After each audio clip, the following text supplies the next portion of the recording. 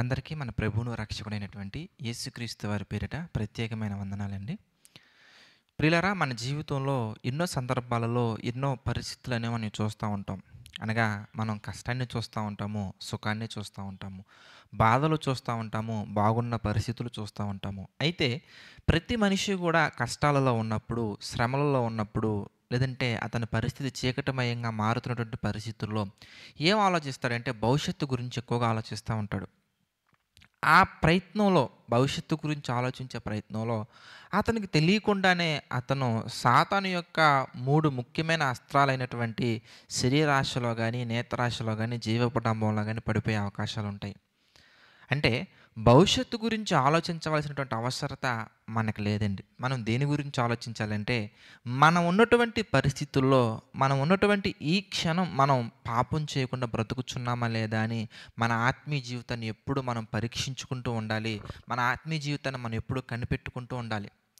ఒకవేళ మనం గనక మన ఆత్మీయ జీవితాన్ని కనిపెట్టుకుంటూ, మనం నీతి మార్గంలో ఉన్నామా లేదా, ఆయన రాజ్యాన్ని వెతుకుతున్నామా లేదా అన్న దాన్ని మనం పరీక్షించుకొని, ప్రశ్నించుకొని, మనం గనక పరిశుద్ధంగా ఉండే మార్గంలో మనం వెళ్తే గనక ఆటోమేటిక్‌గా మన జీవితంలో వచ్చే ప్రతి సమస్యకు పరిష్కారం దొరుకుతుంది. కానీ మనిషి ఏం చేస్తాడంటే, తన ఆత్మీయంగా ఎలా ఉన్నాడు, ఎంతున్నాడనేది చూడటం మాని, ఆ వచ్చినటువంటి సమస్యను పరిష్కరించే ప్రయత్నంలో ఎప్పుడూ వెళ్తా ఉంటాడు. అందువలన ఏం జరుగుతుందంటే, అతనికి తెలియకుండానే అతను ఒక భక్తిహీనతలోకి వెళ్ళిపోయే అవకాశాలనేవి చాలా ఎక్కువగా ఉన్నాయి. అందుకే దేవుని యొక్క వాక్యం సెలవిస్తుంది. సామెతల గ్రంథం మనం చూద్దాం. సామెతల గ్రంథము 11వ అధ్యాయము 5వ వచనం గనక ఈ సందర్భంలో మనం ఒకసారి జ్ఞాపకం చేసుకున్నట్లయితే, సామెతల గ్రంథము 11వ అధ్యాయం 5వ వచనం మనం చూస్తే, యథార్థవంతుల నీతి వారి మార్గమును సరళము చేయును, భక్తిహీనుడు తన భక్తిహీన చేతనే పడిపోవును. చూసారా? యథార్థవంతుల యొక్క నీతి ఎలా ఉంటుందంటే, వారి యొక్క మార్గములను సరళము చేయును. మార్గములను సరళం చేయటానికి యథార్థవంతుడు ఏదో ఒక కొత్త పద్ధతిని కనిపెట్టాల్సిన అవసరం లేదు. అతను తన యొక్క ఆత్మీయ జీవితం అనేది ఎలా ఉందో చెక్ చేసుకొని, ఏదైనా ఫాల్ట్ ఉంటే గనక సరిదిద్దుకొని విశ్వాసంలో ముందుకెళ్ళాలి. భక్తిహీనుడు ఏం చేస్తాడంటే, అందరి దృష్టిలో మంచి కావాలని చూస్తూ ఉంటాడు. దేవుని దృష్టిలో మాత్రం చెడ్డవాడంగా మిగిలిపోతూ ఉంటాడు. కానీ దేవుడు చెప్తున్నటువంటి మరొక మాట ఈ సందర్భంలో మనం జ్ఞాపకం చేసుకున్నట్లయితే, పేతురు గారు రాసినటువంటి మొదటి పత్రిక మనం చూద్దాం. మొదటి పేతురు 3వ అధ్యాయం మనం చూస్తే 12వ వచనం మనం చూద్దాం. మొదటి పేతురు 3వ అధ్యాయము 12వ వచనం గనక ఈ సందర్భంలో మనం ఒకసారి జ్ఞాపకం చేసుకున్నట్లయితే ఒక చక్కటి మాట మనకు కనబడుతుంది చూడండి. ప్రభువు కన్నులు నీతిమంతుల మీదను, ఆయన చెవులు వారి ప్రార్థనల వైపున ఉన్నవి. చూసారా?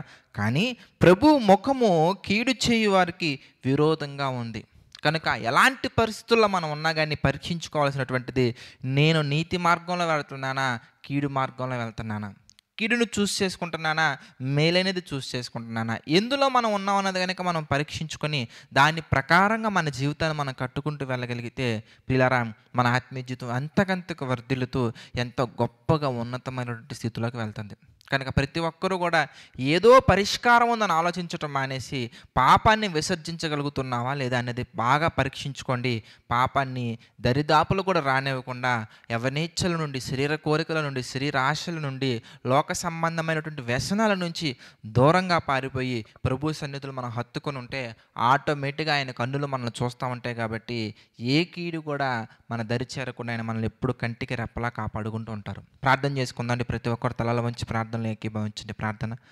ప్రేమగల తండ్రి, దయగల దేవ, పరిశుద్ధుడ, మహోన్నతుడ తండ్రి, గడిచినటువంటి కాలం అంతా కూడా మీ కృపలో నడిపించారు, సహాయం చేశారు. అందును బట్టి మీకే మహిమ, ఘనత, ప్రభావాలు చెల్లించుకున్నాం తండ్రి. ప్రభా, ఈ డివోషన్స్ ద్వారా మా అందరి జీవితాల్లో తండ్రి ఎన్నో లోతైన విషయాలు మాకు తెలియజేస్తూ, ప్రభా, ఆత్మీయతలు అంతకంతగా వర్ధిల్లుతూ ముందుకు సాగడానికి సహాయం చేస్తున్నారు తండ్రి. అందును బట్టి మీకే మహిమ, ఘనత, ప్రభావాలు చెల్లించుకుంటున్నాం తండ్రి. ప్రభా, ఈ యొక్క డివోషన్స్ ద్వారా తండ్రి ఎంతమంది అయితే బలపడుతున్నారో వారందరిని తండ్రి ప్రత్యేకించి జ్ఞాపకం చేసుకోండి. ప్రతి ఒక్కరికి తండ్రి మీ కృపతోడు ఉంచి నడిపించండి, సహాయం చేయండి. ప్రభా, మీ యొక్క ఆలోచన చొప్పున తండ్రి ప్రతి ఒక్కరు నడుచుకోగలిగేలా ప్రభా సహాయం చేసి నడిపించండి తండ్రి. డివోషన్స్ని తండ్రి అనేక మందికి ఎవరైతే షేర్ చేస్తున్నారో వారిని కూడా మా తండ్రి మీ చిత్త ప్రకారం జ్ఞాపకం చేసుకోండి. ప్రభా, వారి కుటుంబంలో తండ్రి ఆర్థిక, ఆరోగ్య, మానసిక సమస్యల్లో ప్రభా కృంగిపోకుండా మీ కృపలో మా తండ్రి నడిపించండి. మీ చిత్తానుసారంగా తండ్రి బలపరచండి. దేవా, ప్రతి ఒక్కటి కూడా తండ్రి మీ చిత్త ప్రకారంగా చేస్తూ వెళ్ళగలిగే ధన్యతను తండ్రి ఈ యొక్క మినిస్ట్రీ ద్వారా తండ్రి ఎంతమంది అయితే బలపడుతున్నారో ప్రతి ఒక్కరికి మీరు అనుగ్రహించండి ప్రభు. అదేవిధంగా తండ్రి ఈ పరిచర్యలో వచ్చినటువంటి ప్రతి కార్యక్రమాన్ని జ్ఞాపకం చేసుకోండి. ప్రతి కార్యక్రమంలో తండ్రి మీ కృపతోడు గురించి నడిపించారు తండ్రి, ముందు కూడా నడిపించండి, సహాయం చేయండి తండ్రి. ఈ పరిచర్య నిమిత్తం ఎవరెవరైతే సహకాలంలో నిలబడుతున్నారో వారిని, వారి కుటుంబాలను కూడా తండ్రి మీ చిత్త ప్రకారంగా దీవించండి, ఆశీర్వదించండి తండ్రి. సమస్త మహిమ ఘనత ప్రభావాలు మీకే చెల్లించుకుంటూ ప్రతిదీ తండ్రి మీ చిత్త ప్రకారంగా జరిగించమని నడిపించమని వేడుకుంటూ మా ప్రభువును రక్షకుడైనటువంటి యేసుక్రీస్తు వారి పేరిట ఈ ప్రార్థన అడిగి వేడుకొనుచున్నాము తండ్రి. ఆమెన్.